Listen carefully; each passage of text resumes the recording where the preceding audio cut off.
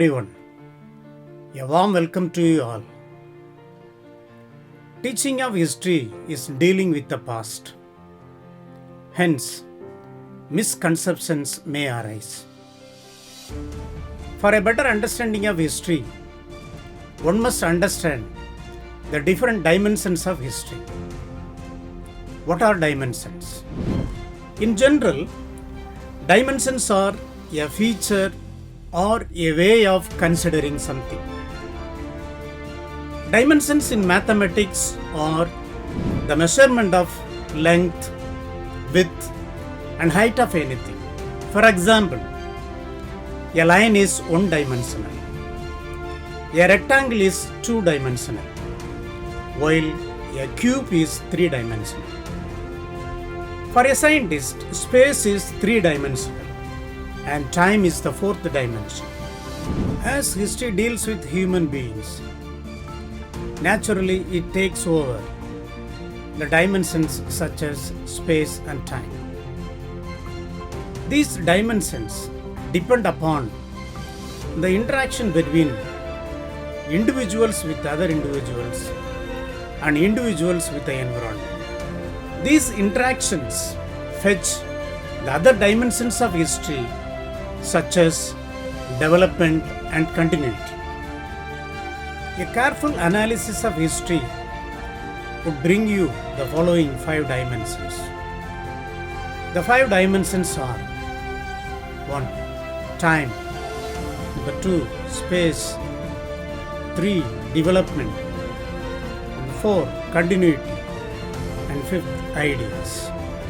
It's very essential to know the details of these dimensions. The first dimension is time. All the historical events have taken place not in a vacuum but in a specific time. For example, the Vellore Revolution occurred on 10th July 1806. The first war of Indian independence was fought in 1857. The Indian independence movement lasted from 1857 to 1947.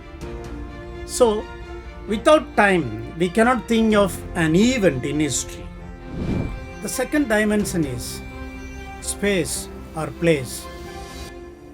No doubt, all the historical events have taken place in a specific time, but we should not forget that all the historical events have taken place in a specific place or space. Hence, we cannot study history without the study of the terrain and physical environment of a particular place. For example, Alexander and Porus faced each other at the bank of Selam and not somewhere else. All the 3 battles of Panipat were fought at this particular place, not somewhere else. The Battle of Plassey was fought at Plassey near Murshidabad. The Battle of Buxar was fought at Buxar, located on the banks of river Ganga.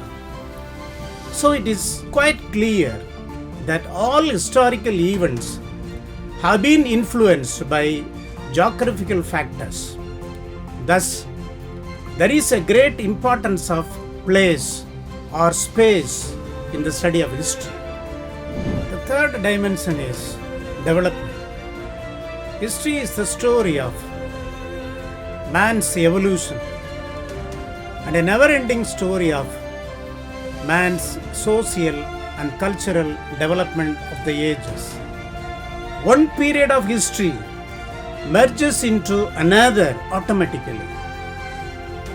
Men and women of all ages have contributed their might in bringing about the great social, moral, religious, and political awakening, and this process is going on continuously. History is thus the tale of evolution of various cultures and civilization through the ages. For example, the development of Indian history has come across the distinct ages such as prehistory, ancient history, the Middle Ages, the modern age, and the contemporary age. The fourth dimension is continuity. Continuity in history means that it always looks forward, not backward. It starts from the past and continues to go forward towards the future. History always looks and moves forward. History being a debater to the past, it will be a creditor to the future. All these ideas constitute the continuity of history resulting in its development. The fifth dimension is ideas. The historical events takes place on the ideas of the great leaders. For example, Gandhiji's non-violence, Abraham Lincoln's democracy. Actually, the ideas of religious leaders, political leaders, and philosophers create history. To conclude, I would say that history deals with a series of events, and each event occurs at a given point of time. History describes about nations and human activities in the context of their physical and geographical environment. Human history, in fact, is the process of human development in time. These dimensions of history will help the students to have a clear understanding of the past, and it may enable them to understand their present life also. Thank you.